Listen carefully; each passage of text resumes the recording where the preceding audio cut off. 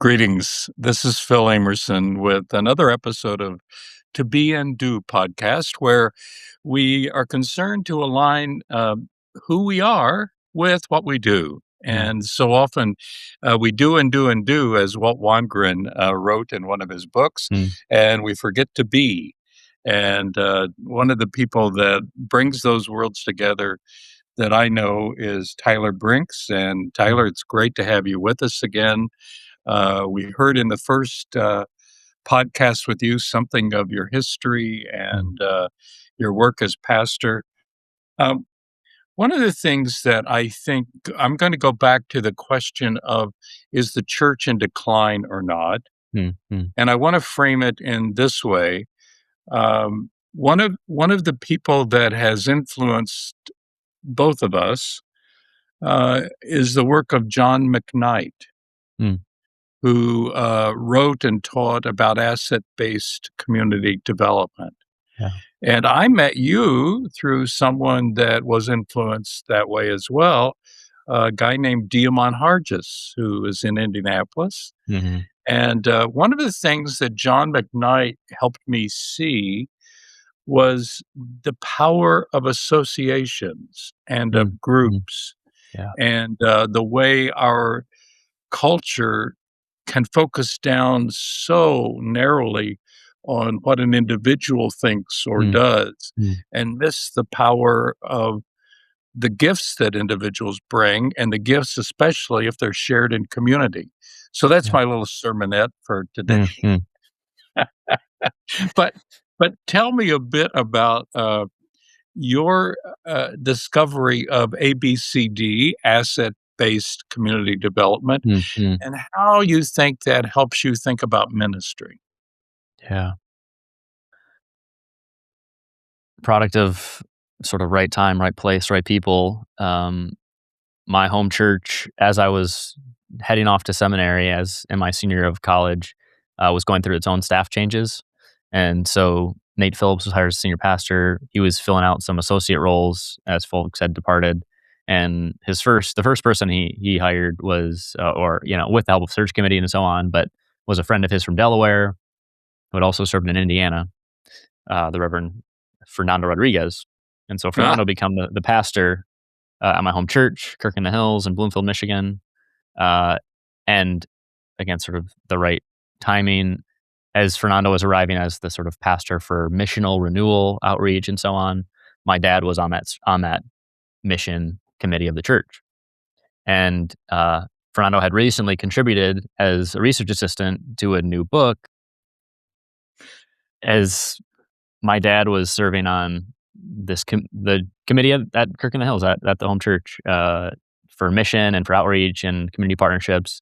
And Reverend Fernando Rodriguez was arriving as the new pastor there. Um, and Fernando had recently contributed as a research assistant to a book maybe published a year before, um, titled "Having Nothing, Possessing Everything: Finding Abundance in Unexpected Places," um, which is in a small way, like why we're on the call today. Um, uh, so it was a delight for me, Phil, like when I got to Bloomington to have like all of a sudden, when I reread Mike's book. And so Mike, of course, is somebody that you hired as an associate pastor at Broadway Methodist Church in Indianapolis. Fernando hadn't worked there, but was sort of lived nearby and got connected to Mike and to then Diamond Hargis. And just kind of this beautiful confluence again of things that came together. And so it was like my dad actually, who was like, "You got to read this book that Fernando gave us. Like, you'd really like it." And I like wrote a paper in seminary about it. I talked to Fernando a little bit. Fernando and I almost immediately connected because I was, pretty close to saying, I want to go to Princeton Seminary as he was arriving, but I hadn't actually made that choice. But he was, a big proponent of attending there. We also learned that we had the same birth date. So we were both born on January 23. Um, so just enough of a connection to like really sort of solidify a sincere and Fernando's a very easygoing guy to get along with anyway. right. So, um, and so I like had Mike, and then I had known about Diem. I had never met Mike. I had never met Diamon, but I knew Fernando very well. I had never met you, Phil. Like all these things that are kind of far out there, and just sort of names on a page. And then I sort of get encouraged to apply to Second in Indianapolis to be one of the residents. And so when I head there, um, and it's actually Fernando who encouraged me to ask about Witherspoon Presbyterian Church, because for the last 9 months before Winterborn became their senior pastor, Fernando was their interim pastor. Oh, wow. And so when I visited Second and their interview, it was, various questions, and there was a few of us there. Not everybody had been accepted, and so on. And I was just like, oh, I wonder, like, has Witherspoon ever been a partner church? Large church ministry, everybody sort of gets paired with a smaller solo pastor church. And so nobody at that time had been at Witherspoon, but I had this connection through Fernando. So I heard it's a wonderful church. I wouldn't mind being connected. And I had already served a Black Presbyterian church in Philadelphia during seminary, so it wasn't like a totally foreign thing, plus a personal connection. So of course, when I got to Indiana and to Second, months later, they're like, oh, your partner church will be Witherspoon. So um, it's sort of the meandering way that these things sort of, over the course of, Fernando came to our church in 2017. We didn't meet until 2023, you and I. 2024, actually, we met in 2024, but I didn't meet Mike or Diamon until 2023. And I think I had reached out to Mike because I had reread his book, like finally being on the ground in Indianapolis. And he has a chapter on like writing sort of, what is it, like Elizabethan letters of introduction to like try to go on learning journeys and talk to people you admire. And so I was like, why don't I just do this to Mike? Like I should just reach out to him, and he probably will be generous in as much as he's anything like what he's writing about in his own book. And of course he was very gracious, and he's like, you need to meet Diamon. How have you not met Diamon yet? You're down the street. So I met Diamon and another one of their friends, Wildstyle. So we met, at the coffee shop nearest to Broadway Methodist Church. It happened to be like the week before, like I preached at Second. And as a resident, like you would only preach like the sort of end of the program year, early summer of your second year. So it was like, it was very late. I had been there quite a while before I like finally sort of met Mike, and maybe connect with Mike in like March, April. Demon's busy schedule wasn't until late May. And then just kind of, I don't know, like they're like, when are you preaching next? I was like, oh, well, preaching like this Sunday. And Wildstyle was like, Demon, you should go to church. He's like, I don't go to church, but you should go to church. And and so Demon, then like I'm preaching, that coming Sunday, and like he is in the pews, and I think like I feel like I've heard, sort of a silly adage of like, don't meet your heroes, like they're going to disappoint you. And certainly, you humanize folks and you see the fuller picture of who they are. But like, I've been really blessed to like be appreciative of the heroes I've met, the people I've really looked up to. And I think it's certainly in part of that's been the real personal friendships and connections I've had going into those things. But it's just such a beautiful and almost mysterious way that I've been connected to these people whose work I've tried to model, which didn't even really say anything directly about ABCD, but that's sort of, you did. Yeah. So ABCD is looking to see the assets that are all around in a community, in a neighborhood, but in individuals that are often overlooked, and we're in this society so prone to see the deficits, the problems, and part of humanizing is seeing not only the real flaws, the flesh and blood dilemmas, but also learning to see the gifts. Speaking of the scripture text about the blind man, Indeed. who how do you find sight? I wanna say to you that as you were telling that story, there was one word that kept recurring. I don't know if Mm, you were aware of it, I may not have been. probably not, but it was the word connect, Mm, connectors, mm, connectorship. And, one of the great moments in my life was John McKnight, sort of mm, the uh, godfather of asset-based community development, or one of the he and Jody Kretzmann were the two that sort of brought it into civic life and into academic settings. But I was at lunch one day with John, with a seminary president, and mm, this seminary president was going on and on and on and on and on about leadership programs and working with mm, this group and that group and the other on leadership. And John didn't say anything. And I'm wondering what mm, he's mm. thinking. And as we're Sure. leaving, he helps this seminary president with a coat and then says, leadership is good, but you might want to think a little bit more about connectorship. Mm, mm, mm, mm. Or as Peter Block puts it, another person who Yeah, is sort of in this orbit, the real role of a leader is to convene, is to sure. help convening happen. Yeah. And I've watched you as you're open to that, as you're Mm, mm, always I see this in you, Tyler.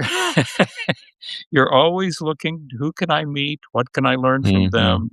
How can I convene in new ways?" Um, yeah, that's I don't know. I think there's a couple of reasons why. Partly just my parents sort of encouraging from early, Yeah, growing up, like just at least say hi. You don't have to, stay in the conversation too long, but just it's nice to be polite or whatever. It's sort of silly, sort of. I mean, not silly, but like fairly simple and childlike sort of encounter. Um, and I also like I sort of mentioned earlier, I was kind of a quiet-ish child. I mean, I don't think I was the most precocious. Like I was not, top of my class and acing. I mean, I was in otherwise decent classes around good people, but I wasn't like the star of the show by any stretch. Neither am I now. But it certainly was like it was quick to sort of realize that I didn't know a lot of things and that I needed yeah, to learn from other people. yeah, Um, and just the sort of encouragement that people are often willing to sort of yeah, share with what they know and who they know, and um, it felt like a yeah. wise choice to do that. Well, we've run through time too quickly. I'm going to We have. put you on the spot. Mm, mm. In the world I grew up in, preachers were supposed to preach, pray, or die at a moment's notice. And so we're not going to ask you to die Please no. or pray, but maybe not preach. Is there some meditation or meditative thought Mhm. that you're living with these days that you can share as we close out this segment? Yeah. I see meditate. We mentioned Howard Thurman. I brought his a poem, a collection of one of his Meditation of the Heart, which actually is a sermon I have preached, and maybe one of the resurrection sermons that I feel most necessary to keep preaching. Uh, it's titled "The Seed of the Jack Pine" is a meditation.